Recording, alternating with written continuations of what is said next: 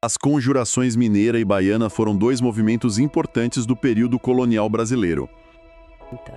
A colônia fervilhava, né? Ideias do iluminismo, a independência americana, a Revolução Francesa, tudo isso chegava aqui. Atravessava o Atlântico, sim. E a palavra liberdade estava no ar.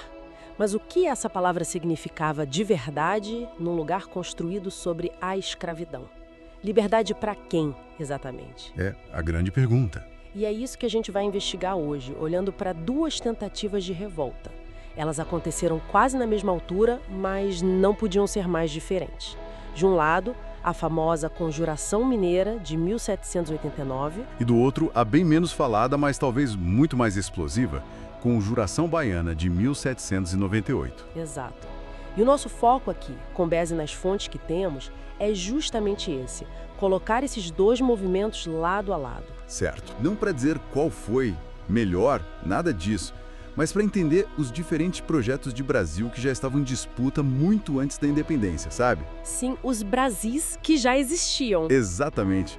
O que a gente vai descobrir é porque uma revolta nos deu um herói nacional, com feriado e tudo, enquanto a outra e os seus mártires foram empurrados para as margens da história. É uma história sobre memória, mas também sobre esquecimento. Perfeito. Então vamos começar pela mais conhecida de todas, a Conjuração Mineira. O cenário é Vila Rica, hoje Ouro Preto, em 1779. Isso. E o contexto é chave. O ciclo do ouro, que fez de Minas o coração econômico da colônia, estava em claro declínio. As minas esgotadas. Exato. Mas a coroa portuguesa não queria saber.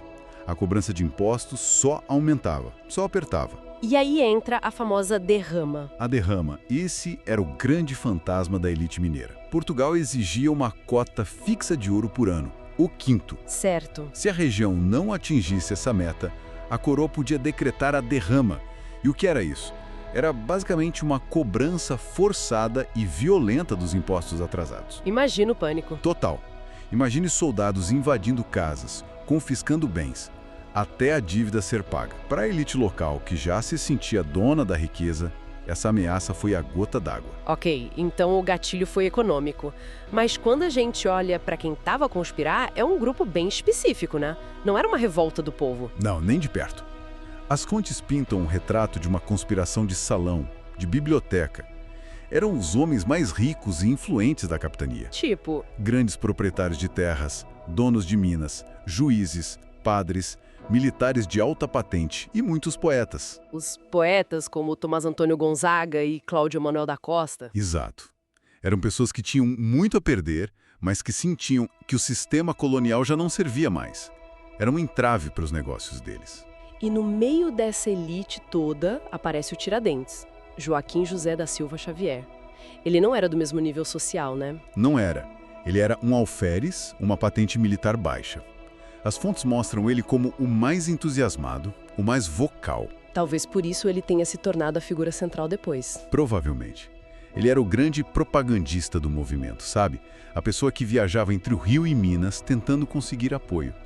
Enquanto os outros planejavam nos gabinetes, o Tiradentes estava na rua, falando abertamente sobre república. Uma imprudência, talvez. Uma imprudência que selou seu destino. E o que é que esse grupo queria concretamente? Qual era o projeto deles? O modelo era claro, os Estados Unidos. Eles sonhavam com uma república, com a capital em São João del Rei e uma universidade em Vila Rica.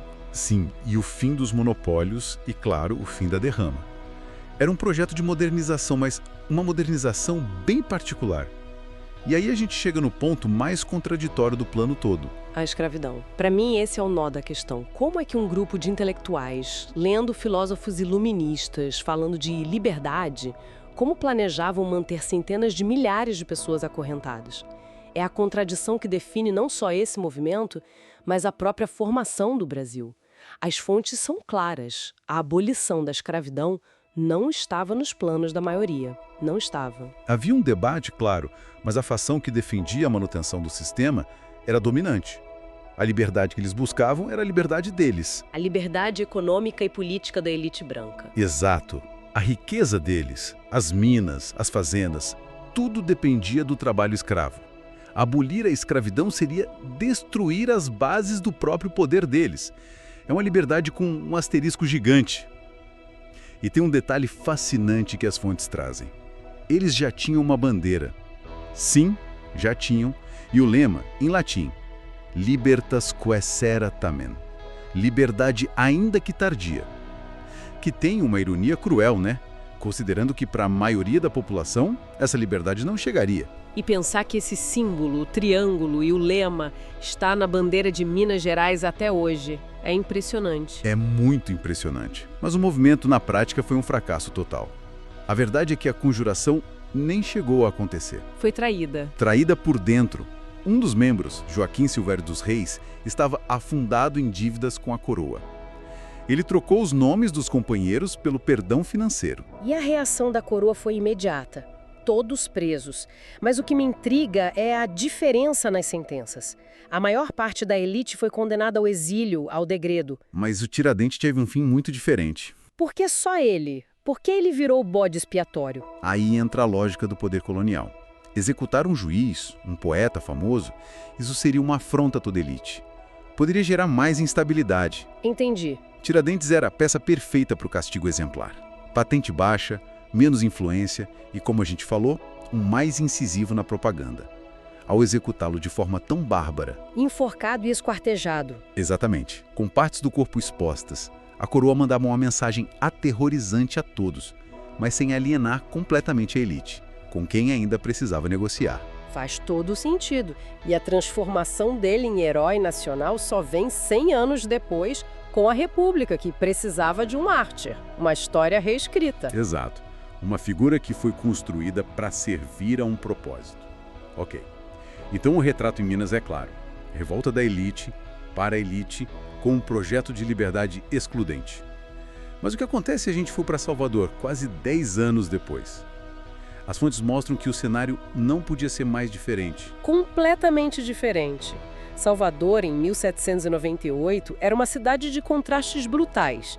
Já não era a capital, mas continuava a ser um porto importantíssimo. E os conspiradores?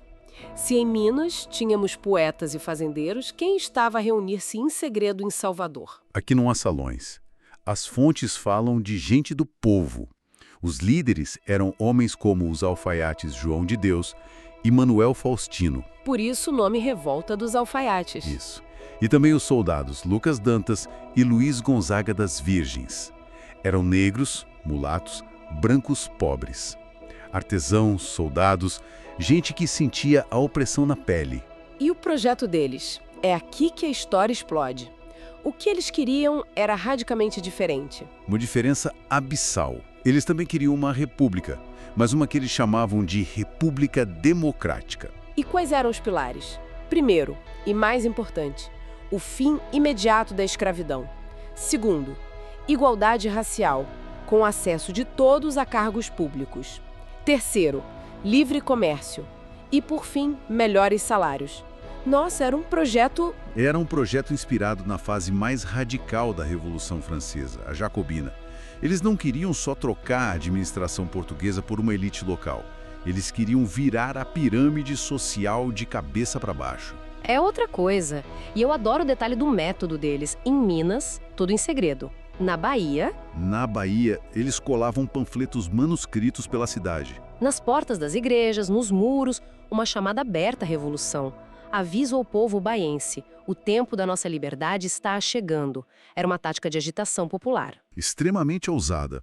E foi o que levou à queda deles também. Assim como em Minas, uma denúncia descobriu o plano. Mas a repressão que se seguiu foi de uma violência e de um classismo brutal. É isso, vamos comparar os castigos, porque eles dizem tudo. Em Minas, com exceção de Tiradentes, a elite foi exilada. E na Bahia, a mão da justiça foi de ferro e tingida de preconceito. Os 4 líderes que mencionamos Os 2 alfaiates e os 2 soldados. foram enforcados e esquartejados, exatamente como Tiradentes. Dezenas de outros foram condenados à prisão perpétua, degredo ou à humilhação do açoite. A mensagem era clara. Dupla. Desafiar Portugal é crime, mas um pobre ou um negro desafiar a ordem social e racial, isso é um pecado mortal. Quando a gente coloca esses 2 espelhos, o de Minas e o da Bahia, um de frente para o outro, a imagem que aparece é de 2 Brasis, né? Dois Brasis que já existiam e que lutavam para nascer. Sim, essa é a grande conclusão. Não é só uma diferença de classe, elite contra povo. É sobre duas definições opostas do que liberdade significava. Em Minas, liberdade era autogoverno para a elite, para gerir a própria riqueza, Mantendo a estrutura intacta. Na Bahia, liberdade era uma revolução social completa. Era emancipação, igualdade, dignidade para todos. e essa diferença no projeto explica o legado ou a falta dele. A história que o Brasil escolheu contar foi a da elite mineira. O Brasil que ficou independente em 1822 seguiu muito mais o modelo de Minas. Muito mais. Uma independência conservadora, que manteve a escravidão por mais 66 anos e a desigualdade como pilar. Por isso, Tiradentes pôde ser herói. Exatamente. O projeto dele, apesar de republicano, não ameaçava a estrutura. Já os heróis da Bahia, João de Deus, Lucas Dantas, Manuel Faustino, Luiz Gonzaga, eles eram perigosos demais. As ideias deles eram uma ameaça direta à ordem que se consolidou. Lembrar deles seria lembrar que outro Brasil era possível. Um Brasil radicalmente mais justo, que foi esmagado antes de poder nascer. Então, no final das contas, não são só duas revoltas que falharam. São dois rascunhos de país. Perfeitamente colocado. Um que, de certa forma, venceu e moldou a nação. E outro que foi reprimido, mas cuja utopia, eu acho, nunca desapareceu por completo. Sem dúvida, a análise desses dois movimentos oferece uma chave de leitura para muitas das tensões da história do Brasil até hoje. A luta entre um projeto de modernização conservadora, que beneficia poucos, e um projeto de transformação social profunda. Essa tensão não morreu em 1798. Ela continua a ecoar. E isso nos deixa com uma reflexão final. A forma como a memória de um país escolhe os seus heróis e enterra os seus mártires. Isso diz tudo sobre ele. A celebração de Tiradentes e o esquecimento dos alfaiates e soldados da Bahia não foi um acaso da história, foi um projeto. Um projeto de memória. Sim. E a pergunta que fica é: o que essa memória seletiva nos ensina sobre quais vozes e quais lutas foram historicamente autorizadas a fazer parte da história do Brasil e quais continuam, até hoje, a lutar por um lugar nessa narrativa?